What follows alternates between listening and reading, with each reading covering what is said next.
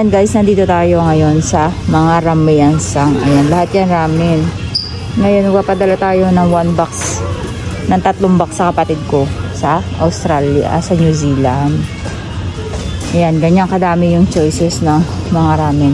So, yung gusto niyang ramen, actually marami na lumabas sa mga flavor ngayon. Ayan, may cheese curry.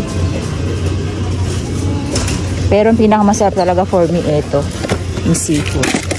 So, ayan, hahanap tayo kung may iba pang stock. Kasi sa ibabaw talaga usually yung stock. Ngayon, magtatanong tayo kung meron silang stock sa loob. And gusto niya rin ng pinakamasarap kasi sa kanya, no? Ito kasi, yan yun, no? Ay, hindi, beef yun, eh. Bakit ano to, asari? Ibiga haiter. May haiter. So, ito lang yung talaga parang pinakamasarap para sa akin. Yan, dalawa na yan. At ang mura dito, Tapos marami silang flavor. Tom Yum. Cheese curry mo, iditimyo ka na. Kaso ang mahal na nito mga yan. Marami silang flavor na labas ngayon. Itang stuff, gagawin lang natin. Tayo na lang maglalagay sa box. And then yung isang box na ito, ang laman yan ay 20 pieces. Pero kaya ko siyang gawin 24 pieces. Babalik-balik na rin lang natin yung mga cupcake. So ayan, may 1 box na tayo nito. And then mag-a-add lang tayo ng 4. Pero yung 4 natin, plano ko ay padalan sila ng ibang flavor. Marami kasi. Eto, try natin tong cheese curry. Kaso mahal nga talaga siya. So, ayan, padala tayo ng 2 nito. Dalawa nitong chili tomato. Ha? Niju. Sila niju aro. So, ayan guys, yung 4. Yung milky na sinasabi ni kapatid, wala dito nun yata eh. Actually, ito, 2 piso din to. Mas mahal to. Ang pagkakaiba lang nito guys, mas marami siyang noodles. So, konti yung sabaw niya, konti yung noodles. Pero for me, same, almost same na same lang talaga. Walang pinagkaiba. Kaya yun ang gagawin natin. Mag-aano tayo nito, mag-taste test na tayo dyan sa bahay mamaya. So, yung milky flavor na sinasabi ni kapatid, wala. Ayan, meron sila ditong seafood. Mas maanghang siya. Maglagay tayo dito kaya ng 2. Cheese curry, tsaka chili tomato. Hindi ako sure kasi kung masarap to eh. So, padali na rin natin si kapatid nito. Ayan. Para patitikman niya kay Regine. Tigi-tigis na sila niyan. And then, kailangan natin ng seafood na ito. Dito. So. And then, kuhanin na rin natin itong isang box na to. At ilabas natin yun.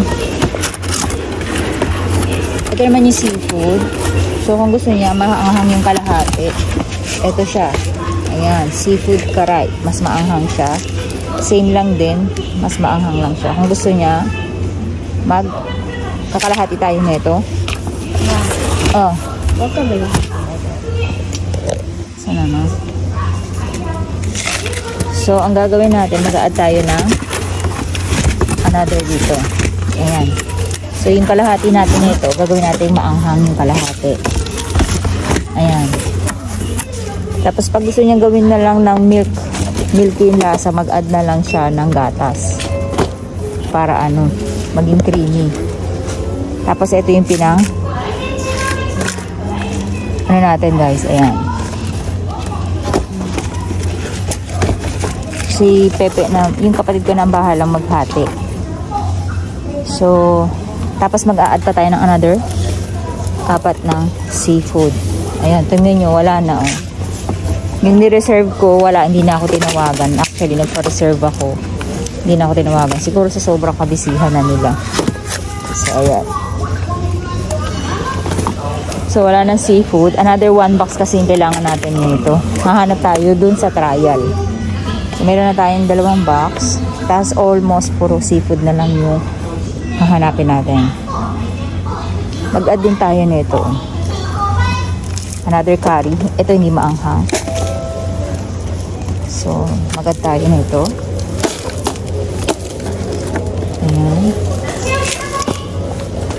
cheesy curry. Baka kasi hindi nila magustuhan to kasi hindi ako magpapadami. Kasi talagang for me, ang pinakamasarap seafood saka yung beef. So, ayan. Ito yung panapal ko na 4-4. Sa 2, 3. So, 3 box kasi papadala natin. Okay, pupunta tayo sa trial next. Babayaran lang natin to. Napakadami nilang choices ng ramen dito, guys. Totoo lang.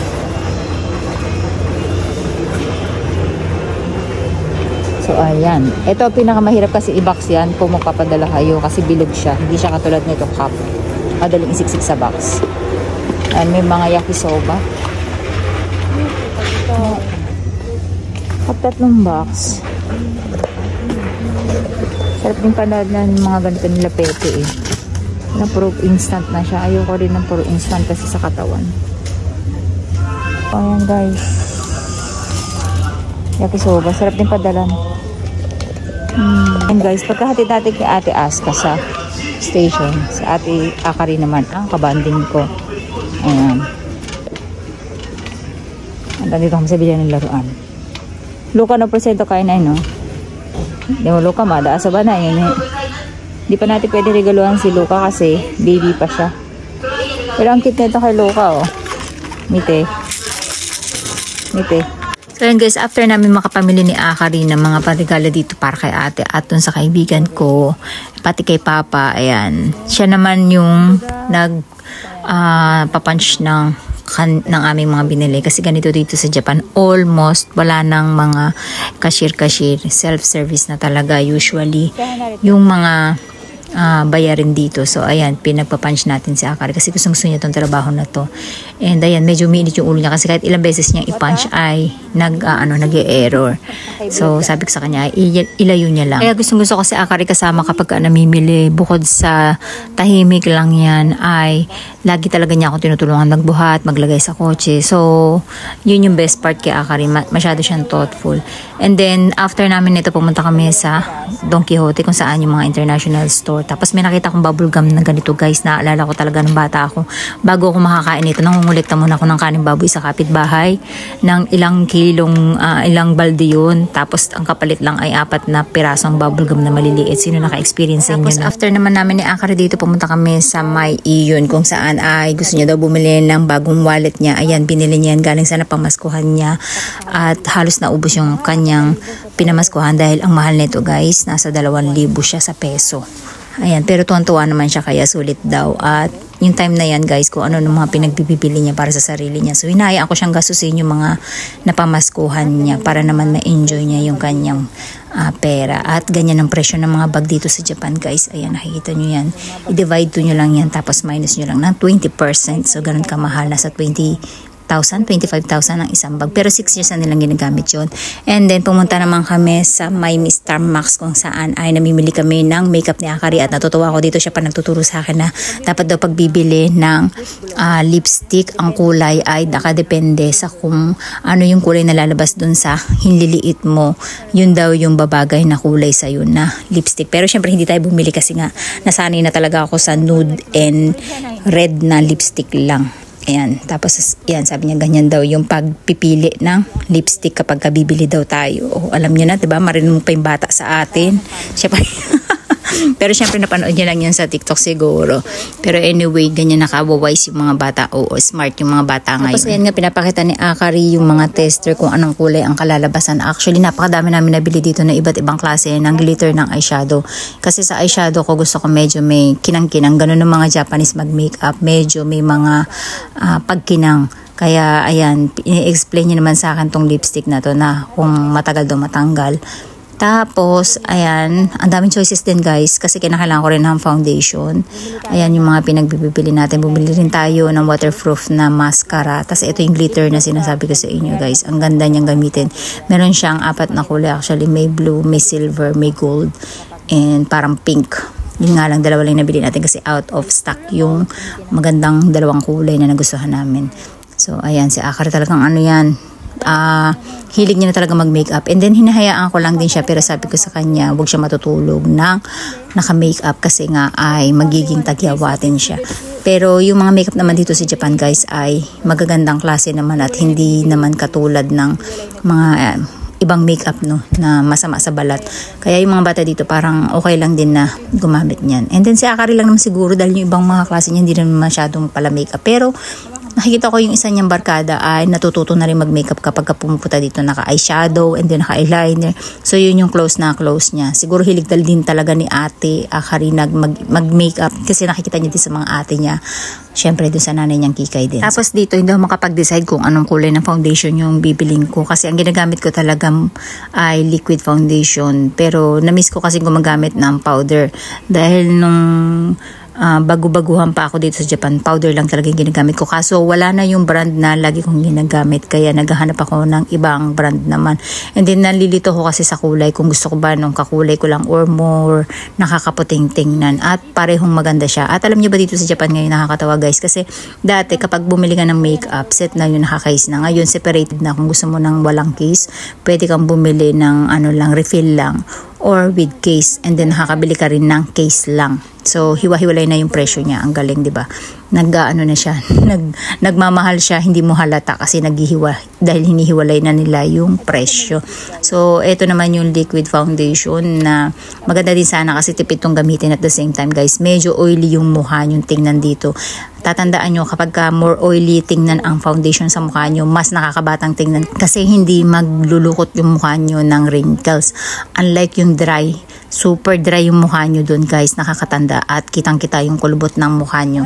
So ngayon, ang binibili kong type ng foundation naman ay yung medyo creamy type naman siya, pero powder siya. Then pagkatapos namin makapamili ng makeup, ay pumunta naman kami dito sa may tapat lang ng cashier to, parang mini amusement lang. Pinagbigyan ko siya guys, actually madalas ko siyang kinukontra na wag na magsayang ng pera dyan dahil imposible talaga na makuha niya kasi computerized talaga yung nagpapagana lang dito. So kung 100 beses gagana yun, 1 beses lang pwedeng may manalo. So ay pinagbigyan ko lang siya para lang masatisfy yung Pasko niya. Actually kaya kami nandito dahil naghahanap nga ako ng isang box pa ng ramen dahil nga masarap siguro talaga yung Nisen na seafood ay mas mabilis siyang maubos kumpara dun sa ibang ramen. And then kapag may mga umuwi kasing Pilipina, alam nyo na box din ang inuuwi nilang ramen. Kaya yun talaga yung unang-unang nauubos. Kaya minsan kahit magpa-reserve ka ay out of stock talaga agad. Hindi ka na talaga nila makukontak. So ayan, nag-ano pa rin si Akari na nag-i-insist pa rin na mag-gacha-gacha. Pero sabi sa kanya mas mura pang bumili sa Daiso kasi halos sa Daiso din makikita mo yung mga items and hindi ka pa magsasayang ng pera. Dahil dyan, imposible talaga na basta ka manalo. At ganyan nga yung mga nakukuha dito sa iba yan. Katulad yan, parang kukuha ka lang yan, bola na yan, and then kung ano yung laman ng bola, yan yung makukuha mo na nandito na mabibili mo lang din naman yan sa mga ukay-ukay at hindi mo naman kailangan yan dahil halos basura lang din yan sa bahay. Cute lang talaga siya. Kulang pa ako ng isang box. Tapos pupunuin ko pa siya. Ayan. Sisiksikan ko pa yan para masiksik siya. Tapos kulang pa ako ng isang box kasi wala na akong mahanap dahil ang hirap maghanap dito talaga ng buo-buo na box. Kailangan may box na ganito para ititape ko na lang siya sama-sama para madali ko siya ipadala.